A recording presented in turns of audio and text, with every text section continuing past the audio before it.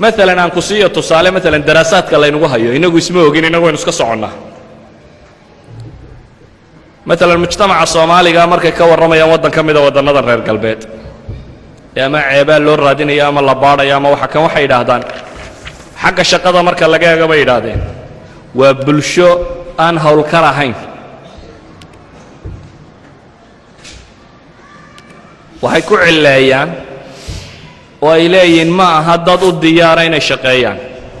waxa lagu aqbalay lagu keenay waxa kamid ah inaad manpower noqoto shaqooyinka fudud ee dadku u baahan yihiin dadka wadanka la shaqooyinka sare haysanaya laakiin de shaqooyinkii kale hoose inaad adigu u qabato oo hadda mujtamacu wax ka faa'iido laakiin uma diyaar aha ninka Soomaaliga ah waa mujtamac bay yiraahdaan aan shaqo aqoon xirfad ma leh waa mujtamac bay yiraahdaan luqada aan hore u fahmi karin waa mujtamac bay ku tilmaamaan xataa hay'adiisu bay yiraahdaan suuqa shaqada kama socoto yani marketingka reer galbeedku qof uu yaqaanaa jira ku yaroo gadxiira oo taay xidhan oo fayl yar soo xidhan waa markuu shaqo doonayo laakiin ninka Soomaaliga markuu imaado isagoo gadhkiisii wata oo de nin Soomaaliyeed ah oo isa soo taago habarta meesha joogta aanu salaamaynin hay laga yaabo inuu ku yiraahdo laakiin aanu gacan qaadayn maxaa yani waxay leeyihiin suuqa market suuqa shaqada kama aha bay yiraahdaan qof tanaafus ba ka geli kara hay'adiisa aan ahayn bay leeyihiin waayo madaahirtu iyagu waxay wax ku qiimaystaan bay ka mid مثلا xagga tacliimta waxay u arkayaan mujtamac markiisii hore aan tacliim hore wadanin wadannadu yimi bay leeyihiin dadka waaweyn ee Soomaaliyeed ee yimi bay yiraahdeen boqolkiiba 70 afka wadanka may baran boqolkiiba 70 bay dhahay afka wadanka may baran carruurtoodu bay dhahay boqolkiiba 80 macallin gaar ah u baahan yahay inay dawladdu macallin kala ku kabto waayo waxa ka lumay daraasaadkii iyo wixii istaba socdiyo wixii oo dhan waxay yiraahdaan gabadhoodu way ka sii aqoon liidata oo afka iyo waxan maba barato waxa laga yaabaa iskuulka inta warqad u qorato inay hesho laakiin markuu iskuulka waqtigiisa imanay daraasaadkana xadal ikhwaba igu kaalmeeyay markay timaado waqtigeedii inay uur leedahay ay tiraahdo sanadkan ma gali karayo sanadka dambe iga dhiga waraaq kale loo soo diro marka warqadda dambe loo soo diro inay noqoto waqtiga ay umuleysay wahaluma jara waxay iyagu ku waramayaan yani kuma fiicna bay leeyihiin baabkan dhaqankooda ijtimaaciga bay yiraahdeen waa dad fawdawiyiina qaanuunka ma ixtiraamaan ballanka way ka habsaamaan wasaa'iqda ama waraaqaha la haysto way ku cayaaraan waa musawar halkuu iska dhiibaya waxbuu samaynayaa مثلا waxay yiraahdaan false separationka beenbeenta ay yaqaanin baa leeyahay ma aha dad qabiya Soomaalidu waxay haysataa waxaan dadkan inay qabiyiin aanay waxba fahmin laakiin nimanka gaalada waxay naqaanaa go'aamada ma qaataan ilaa ay daraasadooda dhamaystiraan oo isqanciyaan mooyaane sida daraadeed waxay yiraahdaan separation qaldan bay galaan natiijaday gaadhaan muxuu noqdaa مثلا natiijada soo saareen waxa kamid ay u arkayaan mujtamaca Soomaaliga bay yiraahdeen waa mujtamac mughliqa oo radical ah waa mujtamac xidhan oo radicalka maxay uga jeedaan waa diiniya waa mujtamac aan la fahmi karin maxay ku sababeeyaan waxay ku sababeeyaan kow waa mujtamac xijaabka xidhan bay yiraahdaan qofka xijaabka xidhan la dumarkeena xijaabka xidhan la waxay haystaan inay noloshaba qayb ku lahayn xijaab buu xidhan yahay مثلا xijaabka markay ka waramayaan inagu qadaayad waxaanad ogeyn baa lagu tirinaya oo adigu wanaagaagii laakiin iyagu si ay u arkayaan مثلا waxa dhahay booliiska inta laga qaato sharci sawir leh oo xijaaban Soomaalidu waa boqolkiiba 85 yani marka booliiska la tago ee la baaro faylkiisa ee la baaro wasaa'iqda dumarka xijaaban مسلم kale degan waa boqolkiiba 15 way marka la yiraahdo sawirka keeniyada sawirkeedu iska qaaway keentaa laakiin dadka sawir keensaday aan wada xijaab leh macnaheedu waxa weeyaan waa Soomaali 85% bay dhahan kuwaas waa kuwa kan مثلا waxay yiraahdaan iskuul islaamiga meelahan laga furay 85 qof baa dhigta bay yiraahdeen كوبية سيديتن با صومالية بيدها ومجتمع مركا ميلو صعدة شان سيديتن قفضي دقاتو كوبية سيديتن والصومالية هي ومجتمع الراديكال كو كم مقضى يجا النظرة دولة waxay taagan yihiin iskuullada bay yidhaahdeen haddii qadaayaadka ardadu ay ka dooda ee diimaha iyo siyaasadda iyo waxa ku saabsan lasoo bandhigo ama laga hadlo maalan violence-ka ka yimaada had iyo goor haddii diin wax laga sheego maalan islaamka haddii wax laga sheego dadka ugu badan ee ka xanaaqa markiiba kalaaska rabshaa bay yidhaahdaan ixsaa'iyaadku waa soomaali marka tadayunka laga hadlo walidalik baa wasaaradaha qaarkood waxay soo saareen class aska afafka loo dhigtay Soomaalidu ku jirto inaan lagaga hadli karin oo macallinku aanu ka hadal qadaayaadka diinta iyo ku saabsan waxyaabahaasi waxay yidhaahdaan maalan umamka kale bay yidhaahdaan markay ummadu yimaadaan inta badan waa la liqaa Soomaalida si waxaan aragnay bay yidhaahdeen nooc min mintidnimo قارن حجابنين وهلكن حجابك قاطع بيد هذا تصالح بركة بحنايا قبل مركي اجتماع عن حجاب بسيدا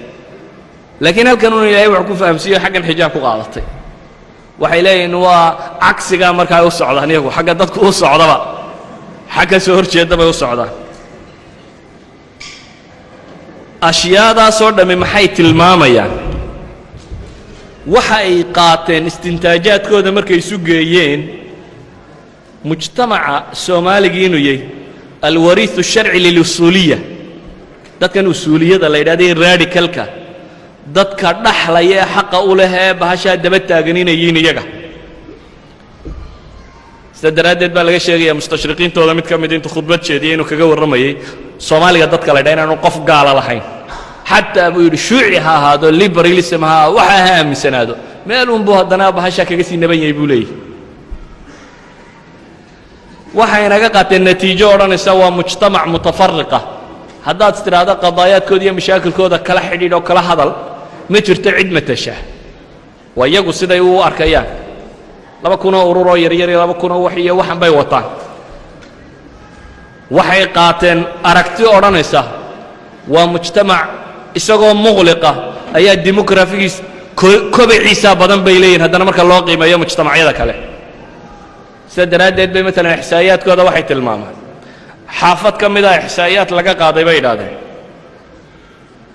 311 caruura muddo sanada ku dhashay xaafadii 311 caruur ee xaafadaasi ku dhashay muddo sanad gudihii 154 Soomaali dhashay bay yiraahdeen 157 na ummadda kale oo dhan baa dhashay muxuu ku tusinayaa markaa saambulka yari haddii meel yar xaafad yar bulshada degan ee 311 qof ku dhalatay 154 uu Soomaali noqdo 157 na dadkii kale oo dhan noqday waxay qaateen daraasaadkooda iyo ihsaa'iyaadkooda marka la isku daro aragti qaldan oo muslimka iyo usuuliga laga fahamsay koow oo lagu daro akhtaa'deena iyo gafafkeena laba oo lagu daro qaybsanaanteena iyo kala daadsanaanteena oo lagu daro xal u raadin la'aanta mushkilaadkeena oo lagu daro faham la'aanteena iyo mintadkeena inta marka la isku daro mujtamacaas sida ay ula dhaqmayaan ama sida ay u arkayaan muxuu yahay idinka ka jawaabi waxaan leenahay waxaad noqonaysaa mujtamac ghayru marghuub midaan la rabin ama midaan la jeclayn aqallu ma yumkin ama mid la neceb yahay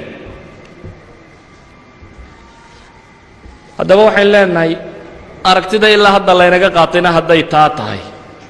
fama alxal waa maxay xalku dadku inta badani waxay kolle maskaxdiina ka gooxaysa dee xal kale ma jira ninku waddankiisa qabto waa dhab iyagaaba yidhaahda dabaddu way fiican tahay bay dhahaan laakiin gurigaaga ka sii fiican hadday dabaddu fiican tahay oo qofku is yidhaahdo dabadda u dhoof dhoof inuu gurigiisa iyo waddankiisa uga sii fiican qof kastoo bini aadama waxaan leenahay mujtamacii hijroonayay ama guurayay waa gaar mujtamacan soo hadhaya ama meesha jooga maxaynu uga tagnaa maxaa uu u baahan yahay si uu u noolaan karo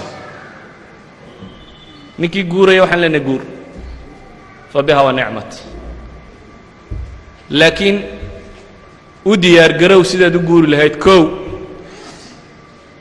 kan hadhayna gaalnimaha uga tegina si aad wax ugaga tegi lahayd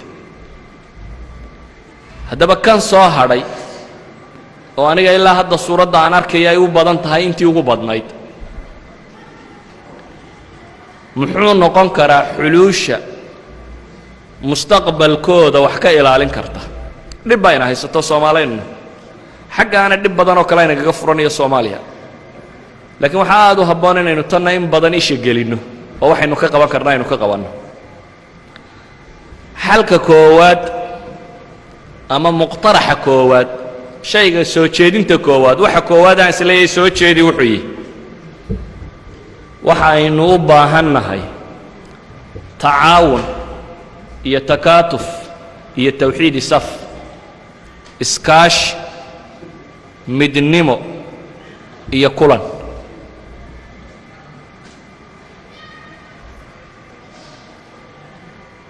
waayo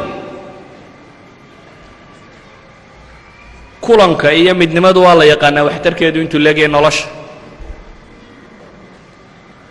waxa kaloo la yaqaano ee idiin sheegaya galbeedku dimuqraadiyadda ka jirta usuul bay leedahay dimuqraadiyaddu maaha cadaalad la iska wasaco saa dadka badhmoodayaan usuul bay leedahay ah in cid walba loo oggolaado xaqeeda inay dhacsan karto waa loo oggolaado laakiin hadday iyadu baylihiso cidi uma doodo cidda xaqeeda markaa baylihaysaa cid taloo tidhahdo war nimanka xaqooda hala siiyo badani ma jirayso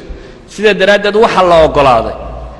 cid waliba inay yeelato organkii xaqiisa u diriri lahaa ee u dagaalami lahaa waa waxyaabaana maqashaan ee niqaabaadka la yidhaha organizationska ururka dhakhtarrada ururka dumarka ururka caynkan ururadani waa maxay urur waliba wuxuu ilaalinayaa masaalixda ummaddani ay leedahay ummadda dhakhtarku masaalixdeeda ururkooda u ilaalinaya ururkoodaa baarlamaanku hadduu ku xadgudbo ka celinaya ururkoodaa dawladdu hadday ku xadgudubto ka celinaysaa ururkoodaa waxay xaq leeyihin raadcaynaya ururkani wuxuu u dhisan yahay inaanu dayacmin xaq dhakhtarku leeyahay sida daraaddeed nin baa u heegana inuu xaqa dhakhtarka ilaaliyo waa urur jira ee ma aha intay ururada kale isu tageen may odhanin war dhakhaatiirta xuquuqdooda la siiyo hadday dhakhaatiirtu iyaguba aanay xaqooda raadsanin cidna lama ilaalinayso sida daraaddeed haddaynu rabno bulshada galbeedka joogtaa inay jiri karto ee soomaaliyeed waa inay noqotaa ragma anfiha ragma ikhtilaafaatiha waa inay noqotaa dad wax ku midoobay wax isugu yimi masaalix wada ilaashanaya dad masaalix wada ilaashanaya oo isku midoobay ninka soomaaliga ahi kelimada midnimo la yidhaahdo wakhtiga kan marka laga hadlo ninka ka hadla nin riyoon ayuu u yaqaanaa waa xaqiiqo jirta taas nin kastoo idinka idinka mida ama dad ka mida haddaad midnimo iyo waxa kala hadasho waayo rawaasibtii ama wixii uu kala yimi soomaaliya maskaxdiisa nin walba ka buuxa dadkii iyo reerihiisa isugu madheen iyo sida loo kala fogaaday iyo dhibta meesha taal iyo taas baa nin walba maskaxdiisa ka buuxo war dadkani waxna midoobi kari maayo waxna iskuma lehe ha ku xiiqina iska daa in lagu yidhaahdaa meesha laga yaaba laakiin haddii kale wuxuumaad ku dhici dibiga madow waxa la cunay un goortii dibiga cad la cunay taasi waa qadiyo xaqiiqo oo ku haysan doonta waxaan leenahay jiritaan iyo badbaado jaaliyad soomaaliyeed oo daba joogta wuxuu ku xidhan yahay midnimo hadday taa weydo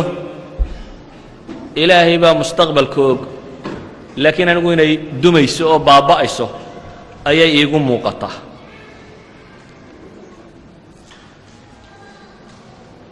midnimadu waa shay qiima xadaariya weeyaan waa shay u baahan in qofka bini aadamka lagu kobciyo lagu barbaariyo lagu bisleeyo anigii tusaalaha maalintii dhawaydin siinayay in elementary schoolka meesha tan moote iyo urur iyo wax in lagu badbaariyo waa wax u baahan dadku in lagu kobciyo caqliyadaasi waxyaabaha midnimada inugu kalifaya waxaa ka mida baynu leenahay qilat اlimkaaniyaat cid innaga inaga midoo gaar isu taagi kartaa ma jirto ama wadaad ha ahaado ama jabhadaada ama cid kale ha ahaatee halkan sidaad gaar isugu taagtaa way adagta xataa haddaad gaar isu taagto uu ka kale baaba'o ma og tahay in ilmo soomaaliyeed uu lumaa inuu kaaga dhib badan yahay ilmaha gaalkee kale ee aad la nooshay yacni gaalada ka soo jeeda waayo haddaad tidhaha waan un kuwaas waa jabhaddii ama waa reer hebel ama waa kuwaasoo carruurtooda maxaa kaa galay de keensada masaajidkaanu dhan way keensa waaya macaynkaasi ilmihiisaasi mujtamaca soomaaliyeed wuu kaga dhib badan yahay ilmayaasha kale frenchiga meesha jooga o dhan waayo dadkan buu la wadaagaa diirka iyo afka hal ilmo oo lumay inta soomaaliyeeda uu lumin karo 100 ilmood oo kuwa frenchiga kaama lumin karayaan waayo kan wuu afgaranayaa wuu dhex geli karayaa wuu raaci karayaa wuu tusaalu u noqon karayaa waxaanay aqoon buu tusi karayaa hormood buu noqonayaa sidaa daraaddeed waa kugu compulsory waa kugu qasab inaad ka fakerto kaa khamriga cabaya xun iyo kaasaad ilmihiisa u hagaajin lahayd waa kugu qasab jaaliyadda tan sidaad u ilaalin lahayd iyadoo laga yaaba inay aabbahaa dileen kuwa halka jooga haddana isagoo aabbahaa dilay inankaagana dee wuu dilaya haddaanad hagaajin maxaad yeeliye kale waa kugu sandulle sidaa daraaddeed waxaan leenahay waar midnimada tani marka halka la joogo yurub la joogo haddii la rabo jaaliyadda tani inay sii noolaato oo sii jirto inay midowdo oo isu timaaddo waa arrin muhima